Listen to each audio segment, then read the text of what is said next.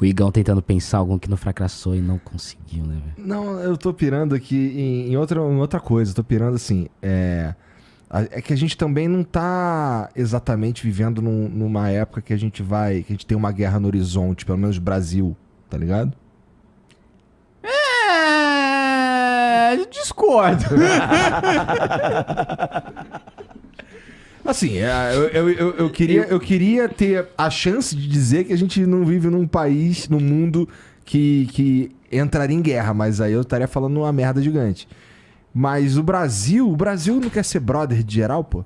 Então, mas tá chegando num ponto da geopolítica... Mas eu em que... não tô dizendo que a gente não tinha que ter um exército não, tá? Importante ter um exército. Não, sim, mas o meu ponto é que a gente tá chegando, e essa é uma diferença também em relação ao mandato do Lula, né? Porque o Lula, ele foi um líder muito popular mundialmente no primeiro e no segundo mandato. Ele teve excelente relação com todos os países, e a diplomacia brasileira sempre se baseou, né? O Rio Branco, né? O Itamaraty, sempre foram referências, né? Na diplomacia mundial, de conseguir administrar bem os conflitos entre os outros países. E mesmo que houvesse conflito entre os países, o Brasil ficava bem com os dois, né? E se beneficiava disso. Muito bem. Isso foi bom pro Brasil. Acontece que a gente está vivendo um cenário diferente. A gente está num momento geopolítico em que há uma disputa de polo de poder. Os Estados Unidos, né, estão perdendo a sua posição de polícia do mundo, de principal economia, de principal exército. Há uma disputa contra o eixo Rússia-China. E essa disputa já culminou numa guerra, que é a invasão da Rússia em cima da Ucrânia, porque a Ucrânia estava pensando em aderir à OTAN, diretamente ligada aos Estados Unidos pós-Guerra Fria. O que eu quero dizer com isso? Tá chegando no momento, ou já chegou um momento, em que não tem mais como a gente ficar bem com todo mundo. Tanto que, o que aconteceu? O Lula, que sempre teve boa relação com o mundo inteiro e cuja vitória de terceiro mandato foi celebrada pelo mundo, já mal chegou, não completou 100 dias, já tem um embargo contra o Brasil da Alemanha. Porque o Brasil se recusou a enviar ajuda para a Ucrânia. E aí a Alemanha, que trouxe o chanceler aqui para fazer esse pedido pessoalmente para o Lula, levou um não para casa e já impôs embargos ao Brasil. A Alemanha é só o primeiro passo. Os outros países da Europa, os Estados Unidos, Israel, Japão, todos esses países que hoje estão alinhados geopoliticamente contra China e Rússia, quanto mais os conflitos forem se acirrando, e eu acredito que essa é a tendência, que eles se acirrem, mais o Brasil vai sofrer sanções. Então, dessa vez eu acho que não dá para não escolher um lado. Entendi. Você acha que, rapidamente aqui, um parênteses, tu acha que essa guerra na Ucrânia ainda vai por muito tempo? Cara, eu acho que... Eu não sei em relação à duração da guerra, mas eu sei de uma coisa muito importante, que é como é que a Rússia vai sair dessa guerra. Perdendo ou ganhando. Precisa ter um recado claro de que não vale a pena invadir um país pacífico e soberano. Se a Rússia não sofrer o suficiente, isso não significa necessariamente ser derrotado. Pode sair vitorioso, mas ter uma vitória de pirro, ter uma vitória que não vale nada. Se a Rússia não sair prejudicada o suficiente dessa invasão a um país soberano, acredito eu que a China vai se sentir confortável de invadir Taiwan. Aí é guerra mundial. Aí o Japão vai pro pau, e o Japão indo pro pau, os Estados Unidos vai pro pau, aí a Europa, Israel, aí é guerra mundial. E eu acho que o Brasil, ele, quem citou duas coisas que eu queria comentar, o Brasil ele tem que urgentemente... Eu acompanho muito, assim, eu sou o deputado Nikkei, né, de São Paulo, né, com ascendência japonesa.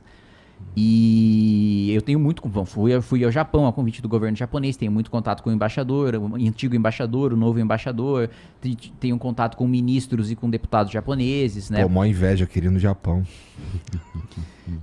Tenho contato... Recentemente, até, um ministro do Japão me deu um action figure do Ruffy. Que isso? Ele fala Ruffy. Ruffy. Puta que pariu. Ele me deu aquele que é ele em cima de uma pilha de moedas, assim, com o haki do armamento fazendo assim, já na saga de Wano, né? E com o Chopper... Tá falando japonês comigo, não assisti esse desenho. Com o Chopper embaixo. Ele me deu de presente, o Odawara, ministro Odawara. Se tu falar do Samurai X, eu manjo. Mas tudo bem, continua. Então eu tenho... Você não manja One Piece? Ah, eu pensei que você curtisse. Não, esse é o Monark. Confundiu. Então, galera do Rumble. Então, assim, eu escuto muito tal as análises dessa questão de Taiwan com muita atenção, porque eu acho que ali é o lugar mais perigoso do mundo, assim, pra estourar uma guerra mundial. E se a China olhar pra Rússia pós-guerra da Ucrânia e falar, a Rússia até que não saiu tão machucada assim, não.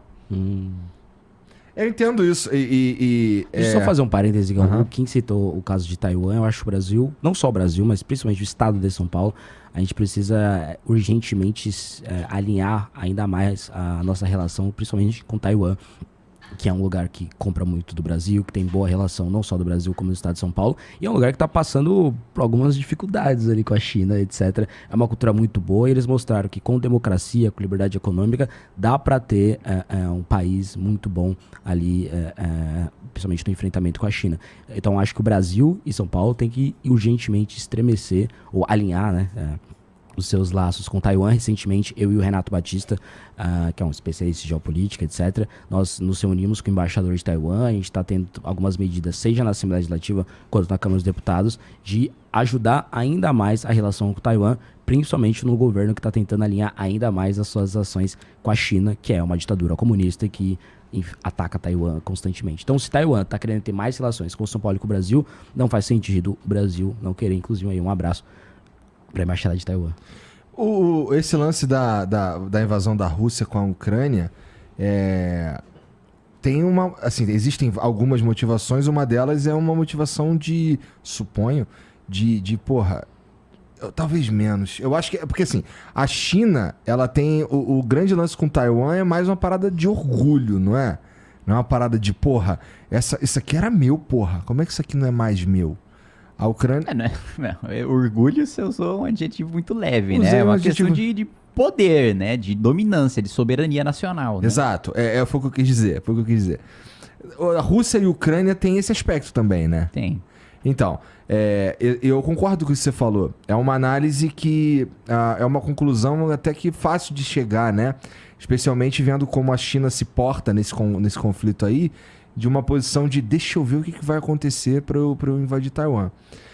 E, porra, o Guto falou aqui, porra, lá, pô, um bagulho capitalista, não sei o quê, mercado, funciona em Taiwan, não sei o quê. Mas eu também acho que é verdade dizer que o que tá acontecendo na China tá dando certo também.